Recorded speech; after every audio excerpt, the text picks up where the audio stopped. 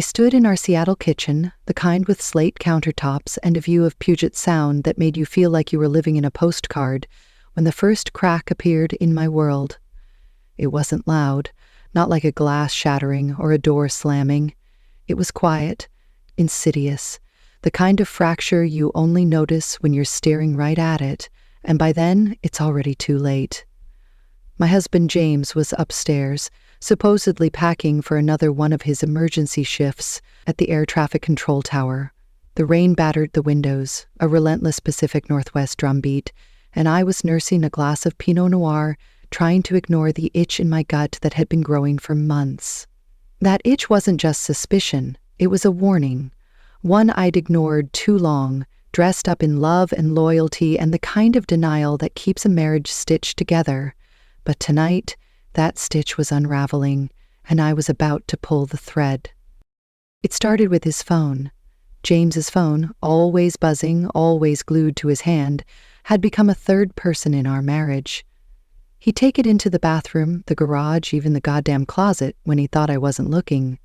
I'd laughed it off at first, teased him about being married to his work, but the jokes stopped landing when I noticed the passcode. 6 digits, changed every month, like he was guarding state secrets instead of flight schedules. Air traffic controllers don't need that kind of security, do they? Not unless they're hiding something bigger than a bad day at the tower. That night, he'd left it on the counter, just for a second, while he ran upstairs to grab his jacket. A second was all I needed. I didn't plan to snoop. I swear I didn't. But my hand moved before my brain could catch up, and there I was, staring at the lock screen, my reflection warped in the glass.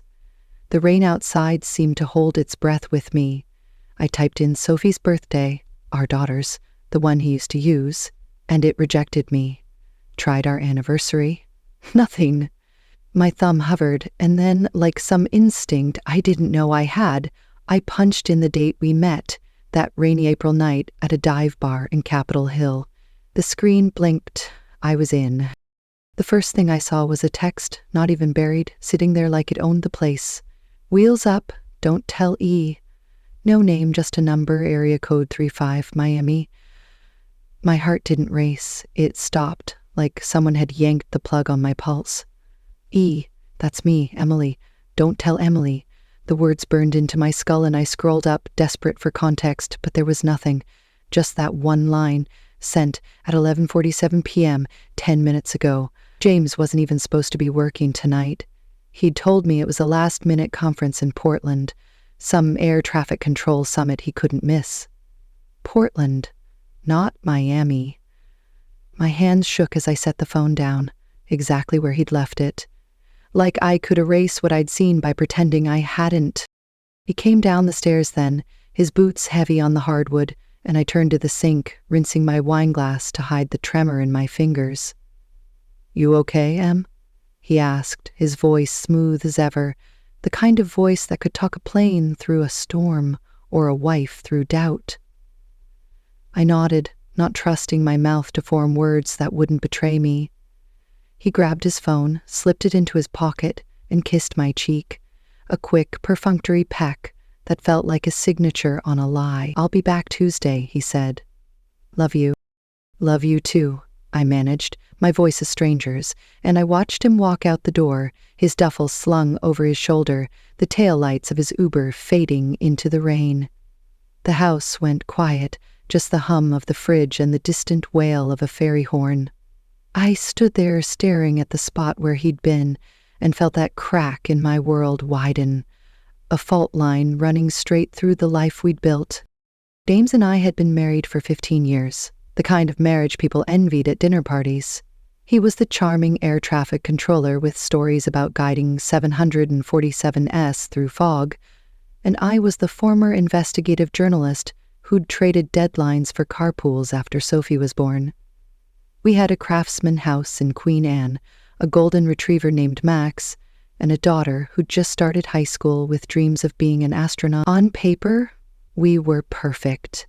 But paper burns fast when you hold a match to it, and that text was my match. I poured another glass of wine, though I barely tasted it, and sat at the kitchen island, my laptop open. My old journalist instincts kicked in, the ones I thought I'd buried under PTA meetings and soccer schedules. I Googled the area code first, Miami-Dade County. Then I checked James's airline, Northwest Air, for any conferences in Portland. Nothing. Not a single event listed. My fingers hovered over the keyboard, and then I did something I hadn't done in years. I logged into an old database from my reporting days, a clunky system that could pull public records, flight manifests, anything with a digital footprint. I typed in James's name, half expecting nothing, but there it was. A passenger manifest for a red-eye to Miami, leaving SeaTac in 2 hours. Not a conference. Not Portland. Miami. My breath caught, sharp and cold, like I'd swallowed ice. Why Miami? Why lie? I'd always trusted James's late nights, his sudden trips, because that's what his job demanded. Air traffic control wasn't a 9-to-5 gig. Storms, delays, emergencies. He was the guy who kept the skies safe. But this wasn't a storm. This was a secret, and secrets don't live alone. They have shadows, accomplices, and I was starting to see them everywhere. I closed the laptop and paced the kitchen, Max trailing me, his nails clicking on the floor. The rain had stopped, leaving a heavy silence that pressed against my skin. I thought about calling him, demanding answers. But what would I say? I saw your text, James. Who's in Miami? He'd laugh, charm his way out, and I'd be left feeling like the crazy one. No, I needed more. I needed proof, something he couldn't spin into a story. And then, like a gift from the universe, the doorbell rang. It was late, past midnight, and nobody just shows up in Seattle at that hour. Max growled, low and uneasy, as I peered through the peephole. A delivery guy, hood up, stood on the porch, holding a small package. I opened the door, the damp air rushing in, and he handed it over without a word, just a nod, before disappearing into the night.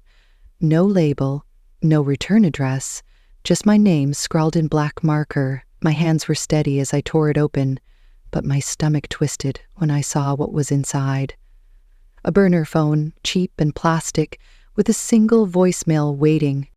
I pressed play, and James' voice filled the room, low and urgent, like he was whispering in a place he shouldn't. It's done. No trace. That was it. 4 words, then static.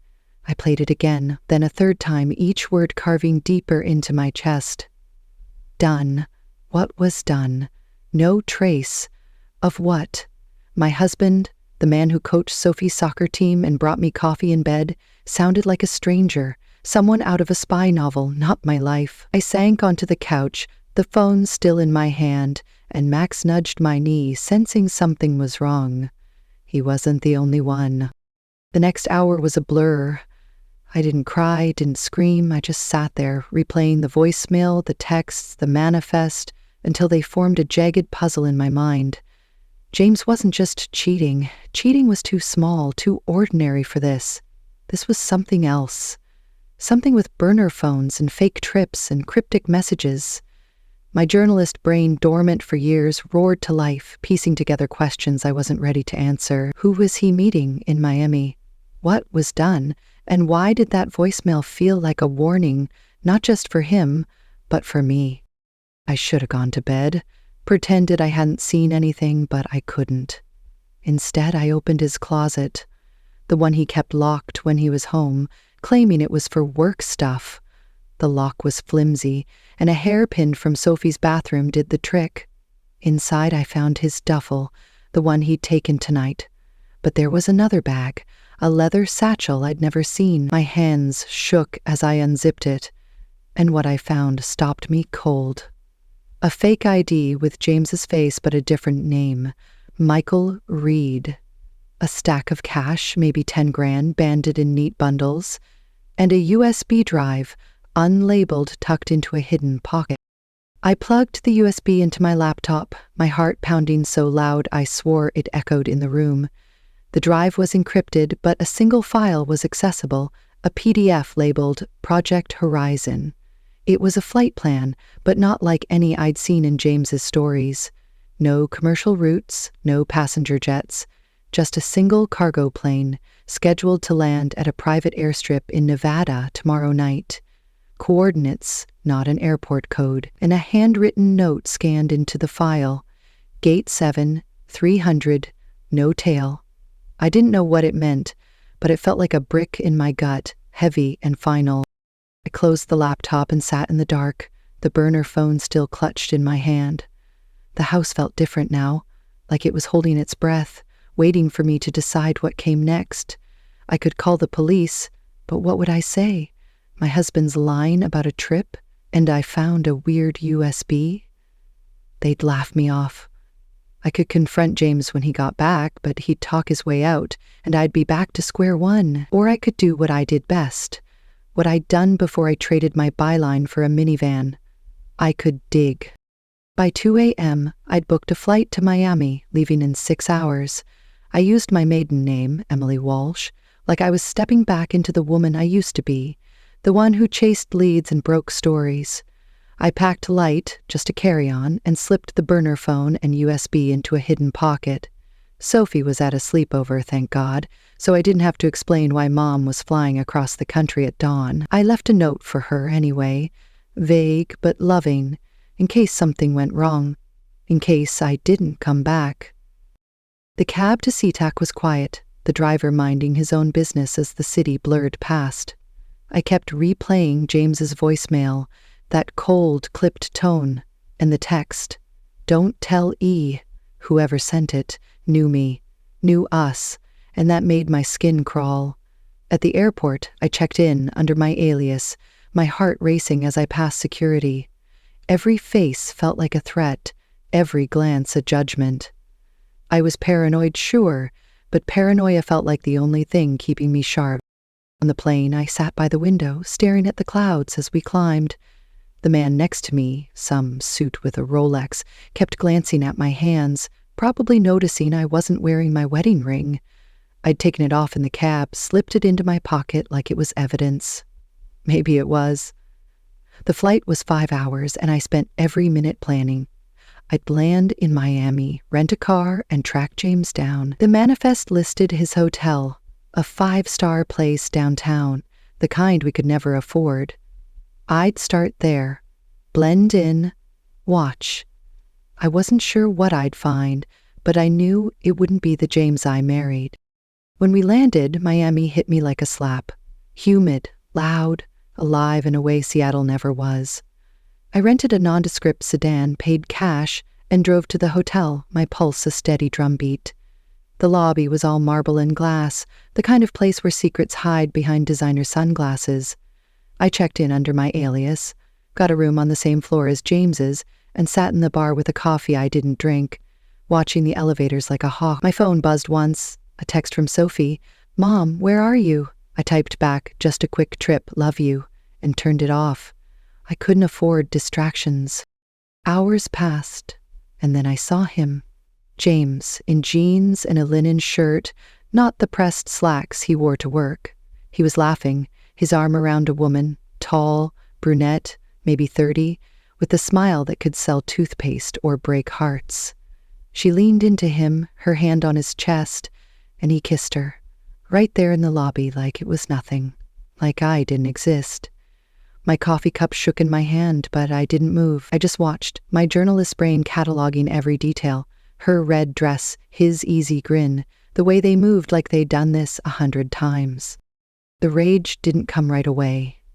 It was there, simmering, but something colder took over, a clarity I hadn't felt in years. This wasn't just an affair.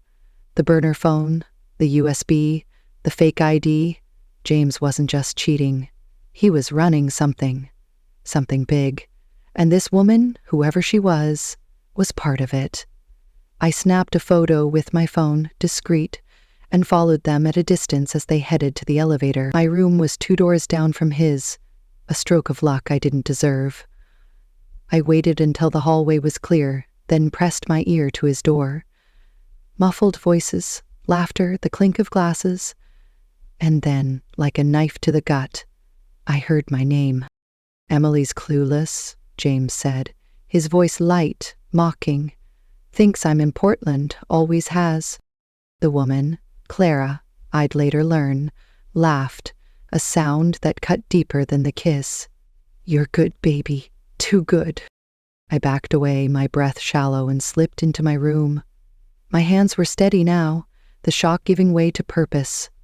I set up my laptop, connected the USB, and tried to crack the encryption, but it was no use. I needed help, someone who knew tech, but that could wait. For now, I had the photo, the voicemail, and the truth. My husband was a liar, and I was done playing the loyal wife. That night, I barely slept. I lay in the hotel bed, the AC humming, and thought about the woman I used to be. Emily Walsh, the reporter who took down corrupt cops and shady CEOs. She wouldn't sit here, waiting for answers. She'd find them. And that's when I made my decision. I wasn't just going to catch James. I was going to expose him, whatever he was hiding, whatever it cost. Because the crack in my world wasn't just his betrayal. It was the realization that I'd let myself disappear, and I was done fading. The next morning, I followed him again, this time to a warehouse in a seedy part of Miami, far from the glitz of downtown. I parked a block away, my rental car blending in with the rusting pickups and graffiti-covered vans. James met a man there, scarred face, no smile, and handed him a briefcase. I couldn't hear their words, but the exchange was quick, tense, like a deal gone wrong. My camera caught it all, zoom lens steady, but then the man looked my way, and I ducked, my heart in my throat. When I looked again, they were gone, and so was James's car. I drove back to the hotel, my mind racing. Smuggling? Blackmail? Whatever it was, James was in deep, and I was on the edge of something dangerous. Back in my room, I checked the burner phone again, and a new message had come through. Apex Solutions, midnight. Don't be late. No context, just a name and a time. I Googled Apex Solutions, and what I found chilled me. A shell company tied to offshore accounts and whispers of black market aviation deals. My husband wasn't just a liar. He was a criminal, and I was about to become his shadow. As the Miami sun dipped below the horizon, I slipped into a black dress, the kind that blends into a crowd, and headed to the address from the message. It was a private airstrip gated with armed guards at the entrance. I parked half a mile away, my pulse a war drum, and crept closer, using the cover of night. The USB drive burned in my pocket, the fake ID a weight in my bag. Whatever James was doing, it ended here, tonight. I wasn't just chasing him anymore. I was chasing the truth, and God help anyone who stood in my way. The Miami night clung to me like a second skin, humid and heavy, as I crouched behind a rusted shipping container near the private airstrip. The air smelled of jet fuel and salt, a gritty reminder that I was far from the polished Seattle life I'd known. My heart hammered, each beat a warning I ignored. The burner phone in my pocket buzzed again, a single vibration that felt like a pulse from James's secret world. I didn't check it. Not yet. My eyes were locked on the airstrip where a sleek black jet idled under floodlights, its engines a low growl. 2 armed guards patrolled the gate, their silhouettes sharp against the glare. Somewhere beyond that fence was James, or Michael Reed, or whoever the hell my husband had become. I wasn't here for answers anymore. I was here to see the truth, raw and unfiltered, even if it burned me alive. The past 24 hours had stripped away the woman I'd been. Emily Carter, loyal wife, doting mom, the one who ironed James's shirts and believed his late-night tower emergencies. That woman was gone, replaced by someone I barely recognized. Someone who'd booked a flight under her maiden name, slipped a fake ID into her bag, and was now staking out a sketchy airstrip in a city that felt like it could swallow me whole. My old journalist instincts, buried under years of carpools and casseroles, had clawed their way back, sharper than ever. They told me James wasn't just cheating. The burner phone, the USB drive, the cryptic Project Horizon file. They pointed to something bigger, something dangerous, and I was about to walk straight into it. I adjusted the camera slung around my neck, its weight a grounding force, and checked my watch. 11:45 p.m. The message on the burner phone had said, Apex Solutions, midnight. I'd Googled Apex before leaving the hotel, and what I found was a ghost. A shell company with no headquarters, no employees, just a web of offshore accounts and whispers on dark web forums about black market aviation deals, smuggling maybe, data theft possibly.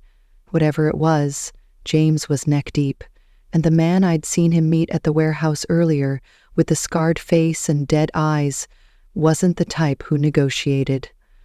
My stomach twisted, but I pushed it down. Fear was a luxury I couldn't afford.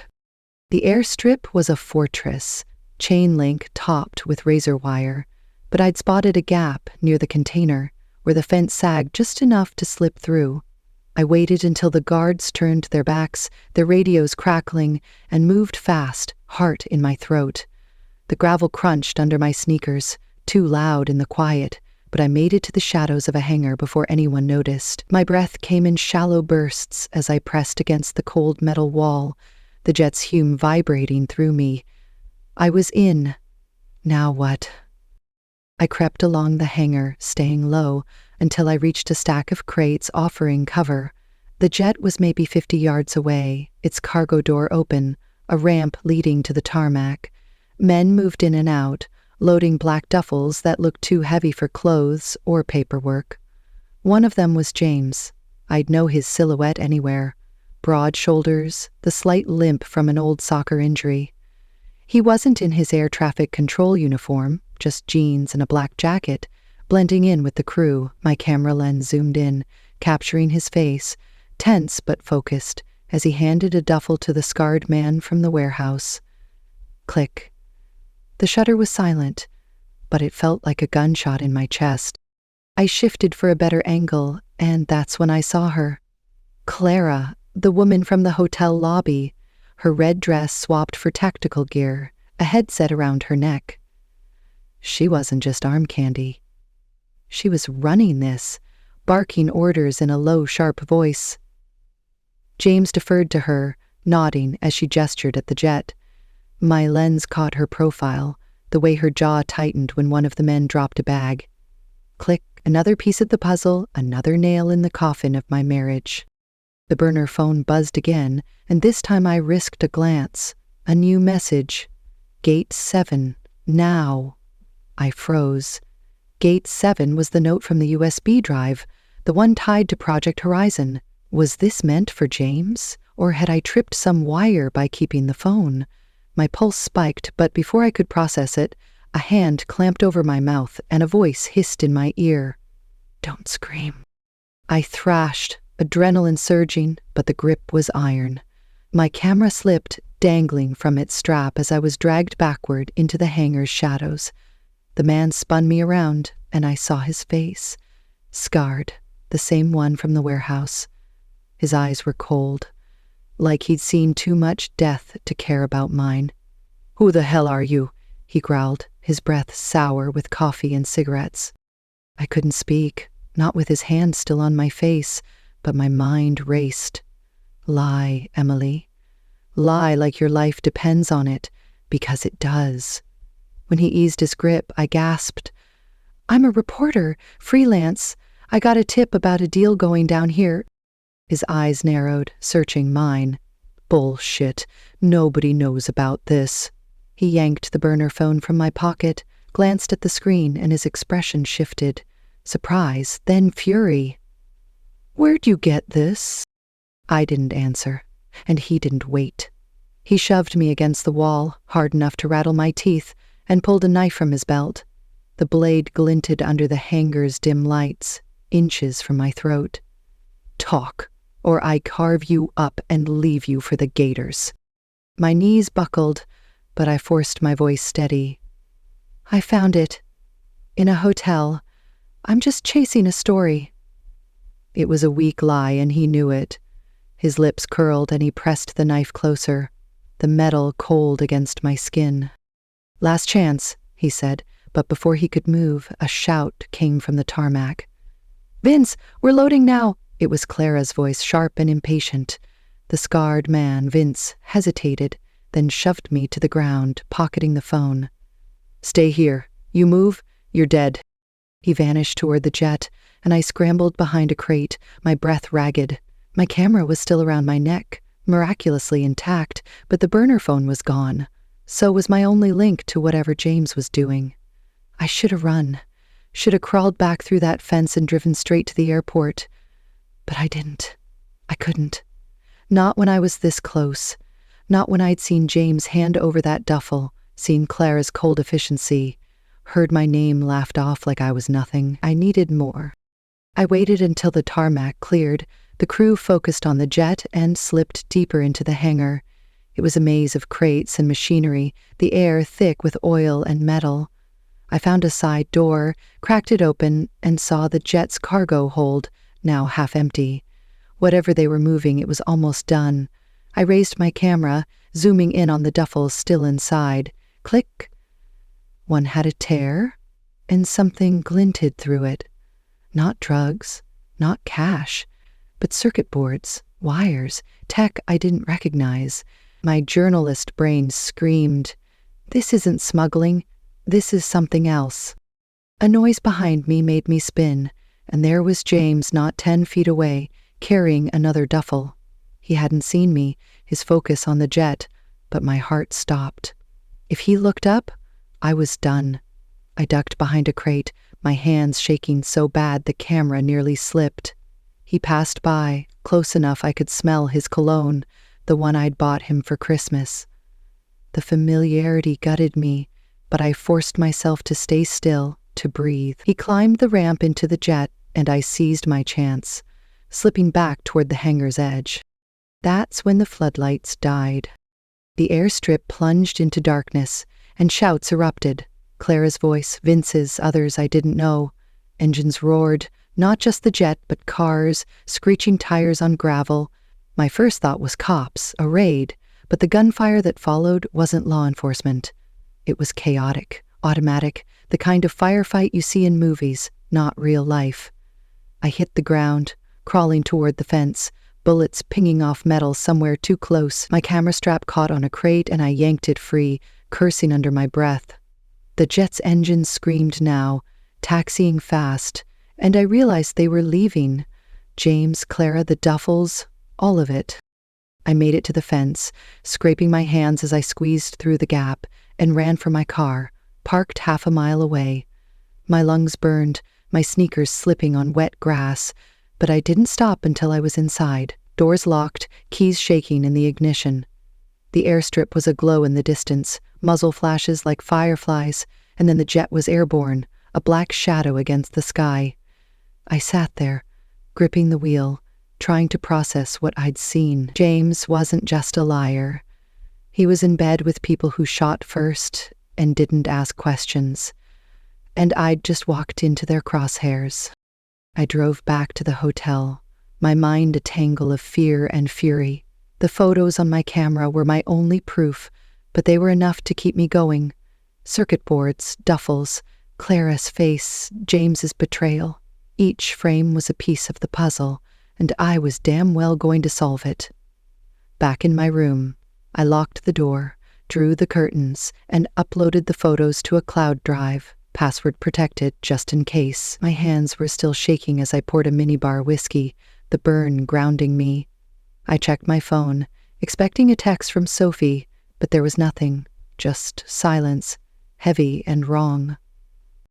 I opened my laptop, pulling up the Project Horizon file again, but it was still locked, mocking me with its encryption. I needed help, someone who could crack it, but my old tech contacts were years out of touch, and I didn't trust anyone enough to drag them into this. Not yet.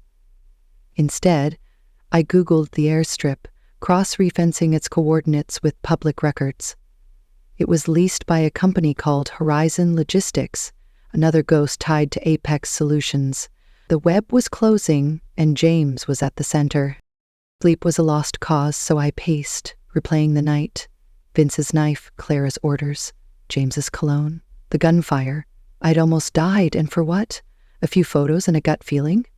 But it wasn't just a feeling anymore. It was evidence, and evidence was power. I sat at the desk, the whiskey bottle half empty, and started typing. Not a diary, not a cry for help, but a record. Every detail, every lie, every moment that had brought me here. Something happened to me. I wanted the truth to outlive me. By dawn, Miami was waking up, the city's pulse indifferent to my chaos. I showered, changed into jeans and a hoodie, and checked out of the hotel, my alias holding up under the clerk's bored glance. I couldn't stay here, not after the airstrip. Vince had my burner phone, and if he traced it, he'd know I wasn't a reporter. I needed to move, to think, to figure out my next step. Seattle was calling, but so was the truth, and I wasn't sure they were in the same place. At the airport, I bought a coffee and sat in a corner, my hood up, watching the crowd. Every suit, every uniform felt like a threat. I kept expecting Vince's scarred face, Clara's cold stare, or worse, James, acting like nothing had happened. My flight to Seattle wasn't for 3 hours, so I opened my laptop, pulling up the photos again. The circuit boards nagged at me, their purpose unclear but ominous. I emailed a blurry shot to an old colleague, Rachel, a tech reporter in DC who owed me a favor. "Any idea what this is?" I wrote, keeping it vague. If she bit, I'd have a lead. If not, I'd keep digging.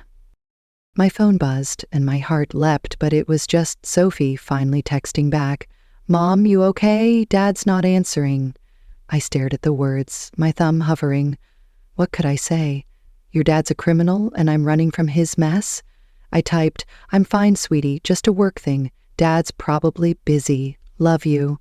It felt like a lie, but it was all I had. I boarded the flight, my carry-on heavier with the weight of the USB drive and fake ID. The man next to me, another suit, glanced at my hands again, and I realized I was still gripping the camera like a lifeline. I shoved it under the seat, trying to look normal, but normal was a foreign country now. As the plane climbed, I stared at the clouds, the same ones James had disappeared into last night. He was out there, somewhere, with Clara and their secrets, while I was flying back to a life that didn't fit anymore. When I landed in Seattle, the rain was back, a familiar comfort that did nothing to ease the knot in my chest. I drove home, Max greeting me with a wagging tail, but the house felt like a museum, full of relics from a marriage that no longer existed.